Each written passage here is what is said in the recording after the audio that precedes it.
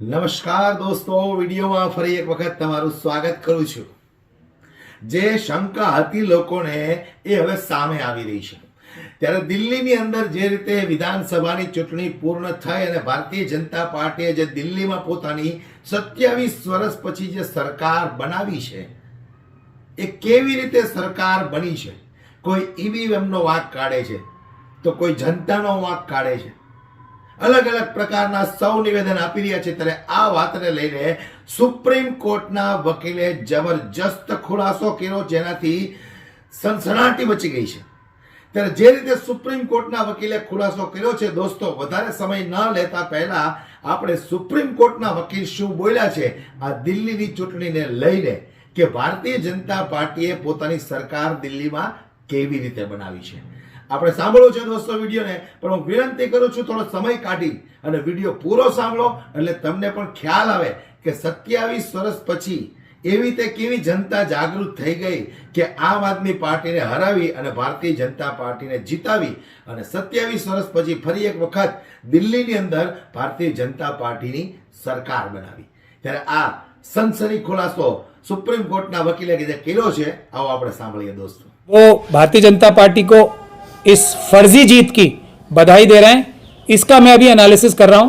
मैं कुछ कह नहीं सकता क्योंकि आप जानते हैं ना, ईडी सीबीआई ये वो सब पंजाब में सरकार गिराने की धमकी है. अगर वो बैकफुट पे जाएंगे तो पंजाब भी जाएगा और वो जाएंगे तिहाड़ में. ये मेरा प्रिडिक्शन है. अरविंद केजरीवाल जी खतरा है जो है आरएसएस की, जो उस नैरेटिव को, या तो वो भारतीय जनता पार्टी ज्वाइन करेंगे या वो जेल में जाएंगे. तो तुम चुप बैठो. जिसको मैं कहूंगा, जैसे मैंने मध्य प्रदेश में कहा मोदी जी और मैंने कि यादव जी बनेंगे यहाँ, और वो शिवराज जी चौहान नहीं बनेंगे. शिवराज जी चौहान ने चूमी की, यहाँ चुपचाप आ गए ना, मंत्रालय संभाल रहे हैं अपना. अब उसके बाद वसुंधरा राजे सिंधिया को क्या 15 सीटें तो ऐसी मतलब सेटिंग हुई है कि इतने कम मार्जिन से जीते हैं. तो आप लोग भी सब कंफ्यूज हो रहे होंगे, यार ये तो बाई चांस थोड़ी मेहनत और कर लेते, ये नहीं होता वो नहीं होता, कांग्रेस कैंडिडेट ना देती. ये भी मैं तो खुद गया था सुप्रीम कोर्ट. कल मैं देख के फिर हैरान रह गया कि सभी पक्ष ये बोल रहे हैं कि हमें चुनाव आयोग पे पूरा भरोसा है, हम किसी पे शक नहीं कर रहे हैं. अब जब शक ही नहीं कर रहे हो तो तुम करने क्या गए हो सुप्रीम कोर्ट में? बल्कि अपने कार्यकर्ताओं से भी नहीं मिलते थे. दिल्ली छोड़ के भी बहुत सारे नेता इधर उधर घूम रहे थे. अभी 1-1.5 महीना पहले सडनली अपने कपड़े वपड़े निकाल के और एकदम चुनाव में कूद पड़े, और उम्मीद ये कर रहे थे कि राहुल जी, प्रियंका जी, खड़गे जी, सोनिया जी आएंगी और हमें जिता देंगी. हमने महाराष्ट्र के इलेक्शन के बाद भी वो सारा डेटा जारी किया था हमारे ही लोगों ने, सिविल सोसाइटी के. दिल्ली के बारे में तो हम लोग दिल्ली और दूसरी जगह जो ये गड़बड़ी हुई है ये वोटर लिस्ट की, उसके लिए तो मैंने खुद पार्लियामेंट स्ट्रीट पुलिस स्टेशन में एफआईआर कराने के लिए दरखास्त दे रखी है, और उसकी अभी अदालत में भी दरखास्त लगा दी है. उसकी हियरिंग भी आने वाली. बीजेपी के जो मशीन के सीएम हैं वो बनने जा रहे हैं. बीजेपी के कम से कम 43 से 45 मशीनों के द्वारा बने गए एमएलए भी तैयार हैं शपथ लेने के लिए. लेकिन ये जनता के वोटों की जो है वो एमएलए भी नहीं है और ना जनता के वोटों की सरकार है. ये मशीनों के वोटों की सरकार है जो बेशक अब बनने जा रही है. उसमें सबसे बड़ी गलती जो है, जो वो पॉलिटिकल पार्टीज जो हैं ऑपोजिशन की, उनकी मैं मानता हूं, क्योंकि वो जनता के वोटों की हिफाजत करने में नाकाम रहे. देखिए अब केजरीवाल साहब की क्या मजबूरी है, लेकिन मैंने उनकी ऐसी कोई स्टेटमेंट देखी नहीं है जिसमें उन्होंने ये कहा कि ये मशीनें जो हैं बिल्कुल ठीक हैं. ऐसी अभी तक तो देखी नहीं है. हाँ, उनकी चुनाव से 2 दिन पहले एक स्टेटमेंट मैंने ज़रूर देखी थी कि उनके पास चारों तरफ से खबरें आ रही हैं कि 10% तक वोट जो है मशीनों के द्वारा बेईमानी गड़बड़ की जाएगी. ये स्टेटमेंट मैंने ज़रूर देखी थी.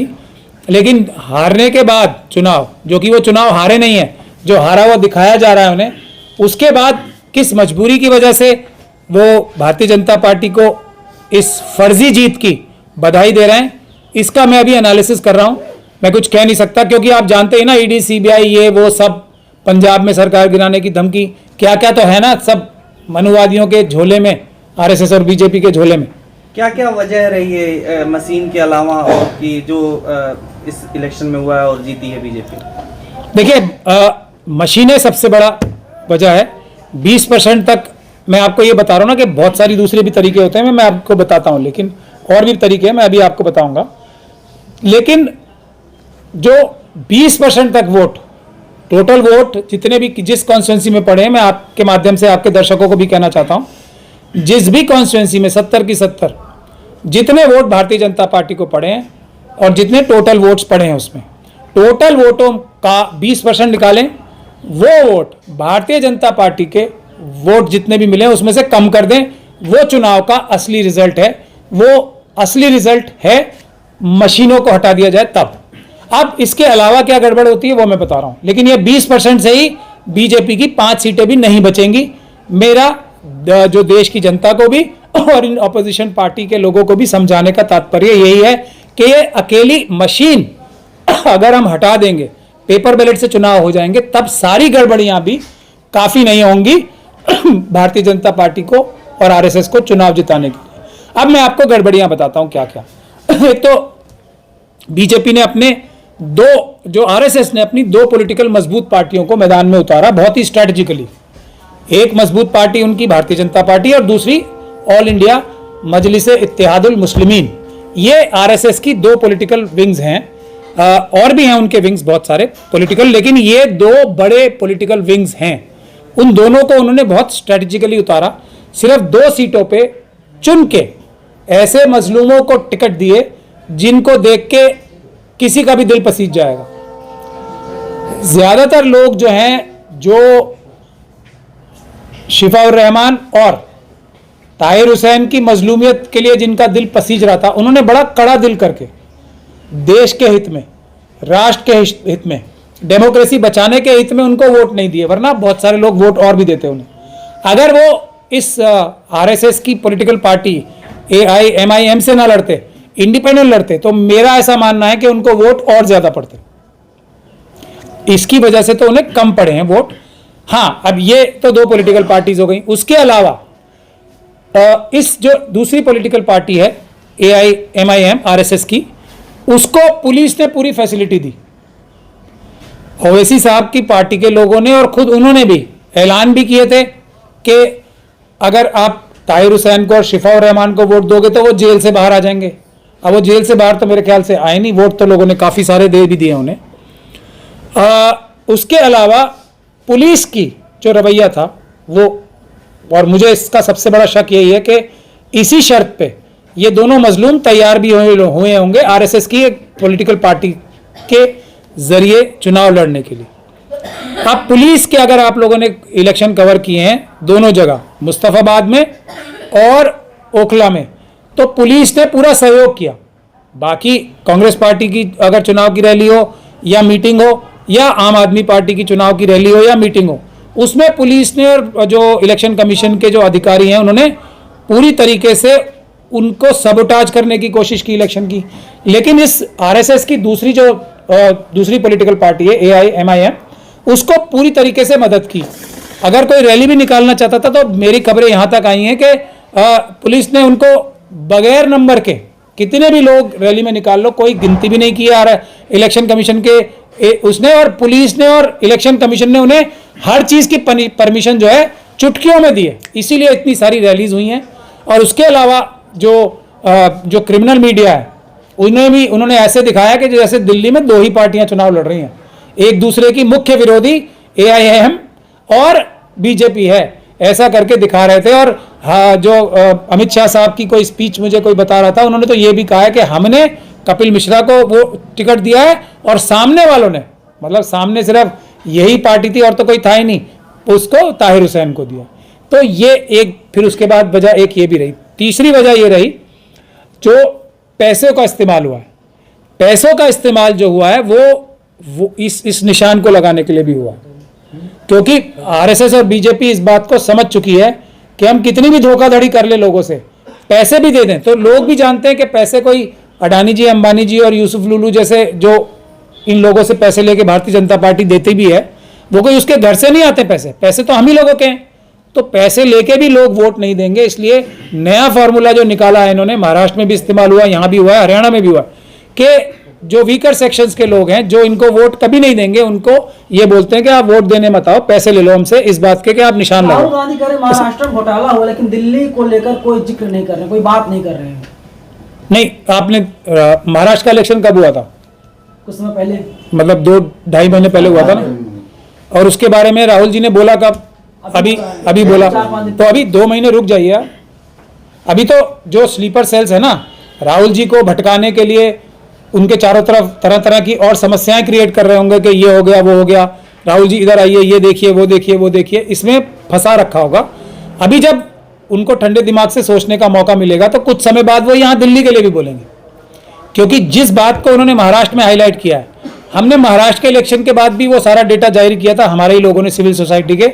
दिल्ली के बारे में तो हम लोग दिल्ली और दूसरी जगह जो ये गड़बड़ी हुई है ये वोटर लिस्ट की, उसके लिए तो मैंने खुद पार्लियामेंट स्ट्रीट पुलिस स्टेशन में एफआईआर कराने के लिए दरखास्त दे रखी है और उसकी अभी अदालत में भी दरखास्त लगा दी है, उसकी हियरिंग भी आने वाली है।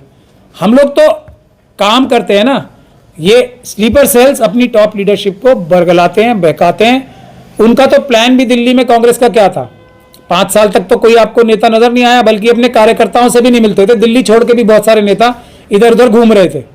अभी 1-1.5 महीना पहले सडनली अपने कपड़े वपड़े निकाल के और एकदम चुनाव में कूद पड़े और उम्मीद ये कर रहे थे कि राहुल जी, प्रियंका जी, खड़गे जी, सोनिया जी आएंगी और हमें जिता देंगी। ऐसे होता है क्या? सारी के सारे उन्हीं के कंधे पे राहुल चुनाव। गांधी ने तो सीधे सीधे कहा ना कि आरएसएस का छोटा रिचार्ज केजरीवाल है, तो इसका मतलब केजरीवाल को हराने के लिए राहुल गांधी को मैदान में उतारा गया था। तो आरएसएस का है कौन असल में? जनता तो पहचान ही नहीं पा रही है ना, केजरीवाल है, कांग्रेस है, कौन क्या है? हर पॉलिटिकल पार्टी के अंदर देखिए, हर पॉलिटिकल पार्टी के अंदर, मैं बार बार ये आज मैं पहली बार नहीं बोल रहा हूँ, आरएसएस के एजेंट और दलाल घुसे हुए हैं जो अपनी टॉप लीडरशिप को बरगलाते हैं और गलत रास्ते पे लाते हैं। अभी भी अरविंद केजरीवाल जी के ऊपर वो आरएसएस के जो एजेंट हैं उनके अंदर वही दबाव डाल रहे होंगे, क्योंकि मुझे नहीं लगता कि अरविंद केजरीवाल जी इतने, भले एक समय पे कहीं से भी आए हों या नहीं आए हों, या किसी के भी समर्थन से बने हो या नहीं बने हो, आज उनको ये पता है कि आरएसएस और बीजेपी उनको छोड़ेगी नहीं, किसी हालत में, किसी कीमत पे नहीं। तो इस बात का उन्हें पता है, तो वो खुद दबाव में तो हो सकते हैं, लेकिन जानबूझ के आरएसएस के हाथों से वो जेल जाने को परमानेंटली तैयार होंगे, ऐसा मुझे बहुत बड़ा शक है। हाँ, कांग्रेस के अंदर और आम आदमी पार्टी के अंदर भी मैं एजेंट जो आरएसएस के उनको तो मैं कभी भी गिनवा सकता हूं। अभी हमने प्रिंसिपली ये तय किया कि अभी पहले कांग्रेस को थोड़ा, क्योंकि सबसे बड़ी पार्टी है, उसमें से कुछ जो ये मशीनों के लिए जो सबटाज कर रहे हैं कांग्रेस के अंदर, उनको थोड़ा बेनकाब करें, और उसमें हमें लगता है काफ़ी हद तक हमें सफलता भी प्राप्त हुई है, लेकिन जंग जारी है। कल भी सुप्रीम कोर्ट में एक केस लड़ा था, जो करण ये दलाल साहब हैं जिनको हरियाणा की जो चुनाव की कमेटी है उसका इंचार्ज बनाया गया था, जो विश्लेषण कमेटी, उनकी कल ही पिटीशन सुप्रीम कोर्ट में डिसमिस हुई है। सुप्रीम कोर्ट ने कहा कि मशीन में ना कोई नया डेटा अपलोड किया जाए और ना डेटा को रिमूव किया जाए, तो सीबीआई खन्ना ने बोला है। नहीं, मैं यही कह रहा हूं ना कि ये पिटीशन सारी ऐसी हैं जो हम जीत के भी हारेंगे, और जीत की तो बाद में बात आएगी, पहले करण सिंह दलाल साहब की तो पिटीशन ही डिसमिस कर दी, समझ रहे हैं आप। अब आगे चलते हैं, इससे हाथ में क्या आएगा डेटा डिस्ट्रॉय ना करके, बताओ आप। जांच होगी? नहीं, जांच होगी ये किसी ने कहा है आज तक? जांच कौन करेगा? जो सुप्रीम कोर्ट के पहले ऑर्डर में था, वही कंपनीज जिन्होंने ये मशीनों में डेटा डाला है, या जिन्होंने ये बर्न्ड मेमोरी और माइक्रो प्रोसेसर जिन्होंने अपलोड किए हैं, वही कंपनी आके बताएगी कि हाँ हमने चोरी किए थे। ऐसा होता है क्या कभी? इसीलिए ये पिटीशंस, हमारी जो ब्रिंग बैक पेपर बैलेट की जो जंग चल रही है, उसमें रोड़ा अटकाने के लिए डाली गई है। कल भी मैं तो खुद गया था सुप्रीम कोर्ट, क्योंकि इससे हमारे वाले आंदोलन पे भी जो हम केसेस डाल रखे हैं उस पर बहुत बड़ा असर पड़ सकता है, तो खतरे की घंटी है मेरे लिए, तो इसलिए मैं कल जाके खुद सुन के आया था। तो कल भी सभी पक्षकारों ने, हमने तो हालांकि कल एक शब्द भी नहीं बोला क्योंकि हम पार्टी भी नहीं है, और ना हम ऐसी बेवकूफ़ पिटीशन में जाएंगे भी पार्टिसिपेट करने जिसका कोई लाभ ही ना होने वाला हो, नुकसान ही नुकसान होना, तो उसमें तो हम ऐसी बेवकूफ़ी तो हम नहीं करेंगे। लेकिन मैं गया था कल, मैं देख के फिर हैरान रह गया कि सभी पक्ष ये बोल रहे हैं कि हमें चुनाव आयोग पे पूरा भरोसा है, हम किसी पे शक नहीं कर रहे हैं। अब जब शक ही नहीं कर रहे हो तो तुम करने क्या गए हो सुप्रीम कोर्ट में? और उसके बाद फिर इतनी झाड़ पड़ी है कल सुप्रीम कोर्ट से हमारे वाले पक्ष को कि उसकी आप अगर कल आप लोग लाइव लॉ पे उसका रिपोर्टिंग भी हुई है डिटेल में, यहाँ तक कहा गया है कि आपको तो कॉज ऑफ एक्शन ही नहीं पता था, अब आपने पहली बार पिटीशन डाली थी, अब आए क्यों थे कोर्ट में, और तब आपने विड्रॉ कर लिया, आज आप दोबारा आ गए। तो ये सब चीजें हो रही है कोर्ट में, बाहर आके कुछ भी बोलते रहे, और जो मेन स्ट्रीम मीडिया भी है ना, वो क्रिमिनल मीडिया, वो भी इसको ऐसा हाईलाइट करके दिखा रही है, क्योंकि इस केस में जीत के भी हार होनी है, ताकि मुद्दा फिर भटक जाए, किसी भी प्रकार से जस्टिफाई कर लें इन चुनाव में चोरी करने की मशीनों को। अब क्या कहेंगे बाद में कि हमने ये ऑर्डर करा लिया सुप्रीम कोर्ट से, अब बेहतर हो गई ये मशीनें, क्या BEL वाले चेक करेंगे और चेक करके बताएंगे तो सब ठीक है, गेट आउट। इस चीज के लिए लड़ाई हो रही है। अब इससे क्या चुनाव रद्द होते हैं, ये भी तो पूछ लीजिए। कुछ दिनों में चुनाव आयुक्त जाने वाले हैं सर, रिटायर हो रहे हैं। नहीं, राजीव कुमार जी जाने की कयास लगाई जा रही है 17 तारीख को। अब वो जाएंगे या एक्सटेंशन मिलेगी ऐसा अभी मुझे नहीं पता है, क्योंकि एक्सटेंशन भी दे सकते हैं, मोदी जी हैं तो मुमकिन है। वोट भी बढ़वाए गए, एक आरोप ये भी लगता है। हाँ, मैं बता रहा हूँ ना, हरियाणा जैसे अभी महाराष्ट्र के बारे में, अब जो कांग्रेस पार्टी की एक कमेटी गठित हुई है उसमें पता नहीं कितने पैसे खर्च करके डेटा जो हम ही लोगों द्वारा दिया गया था वो दोबारा उसको कॉपी पेस्ट करके बता दिया गया और उसको राहुल जी से वहाँ प्रेस कॉन्फ्रेंस करा दी गई। तो अभी दिल्ली के लिए भी वो अभी वही पैसे खर्च हो रहे होंगे ना। अभी तो विश्लेषण के लिए, विश्लेषण भी तो एक इंडस्ट्री है, जैसे ये एग्जिट पोल इंडस्ट्री है ना, इससे कोई लाभ नहीं है किसी का भी। 2 दिन पहले इलेक्शन का रिजल्ट जानने में किसको इंटरेस्ट है, 2 दिन बाद ही मिल जाएगा। बीजेपी में टूट हो रही है क्या सीएम को लेकर के, जिस तरीके से कुछ खबरें आ रही हैं? नहीं होनी, पार्टी आरोप लगा रही है सीएम कौन बनेगा। कोई टूट नहीं होगी, कुछ नहीं होगा, मैं गारंटी दे रहा हूं। अरविंद केजरीवाल जी को चाहिए कि वो हमसे भी सलाह मशवरा कर लिया करें कुछ भी बोलने से पहले, क्योंकि हमारे पास उनसे बेहतर जानकारी है। क्योंकि उन्हें सिर्फ 10% का पता था, मुझे 20% का पता था, और 20% ही गड़बड़ी हुई। तो मैं ये कह रहा हूं कि कुछ भी गड़बड़ नहीं होगी। अब अमित शाह जी है ना, वो सबको बुला के क्या कह रहे होंगे, तुम सब चुप बैठो, तुमको मैंने जितवाया, तुमको मैंने जितवाया, तुमको मैंने जितवाया। 15 सीटें तो ऐसी मतलब सेटिंग हुई है कि इतने कम मार्जिन से जीते हैं। तो आप लोग भी सब कंफ्यूज हो रहे होंगे, यार ये तो बाई चांस थोड़ी मेहनत और कर लेते, ये नहीं होता, वो नहीं होता, कांग्रेस कैंडिडेट ना देती। તો આ વિડીયો બાબતે તમારું શું કહેવું છે મને કોમેન્ટ બોક્સમાં તમારો મંતવ્ય જરૂરથી જણાવજો કે 27 વર્ષ પછી ખરેખર જો દિલ્હીની જનતા જાગૃત થઈ ગઈ છે કે પછી ભારતીય જનતા પાર્ટીએ જે ફોર્મ્યુલા અજમાવી લોકોને હજાર રૂપિયાની જે લાલચો આપી હતી અને રોકડા પૈસા વેચ્યા, 2500 રૂપિયાની લાલચો આપી, પ્રકારના પ્રલોભનો આપ્યા હતા, એ વાતમાં આવીને લોકોએ ભારતીય જનતા પાર્ટીને જીતાવી છે। તમારો જે કંઈ મંતવ્ય હોય દોસ્તો મને કોમેન્ટ બોક્સમાં જરૂરથી જણાવજો। ધન્યવાદ।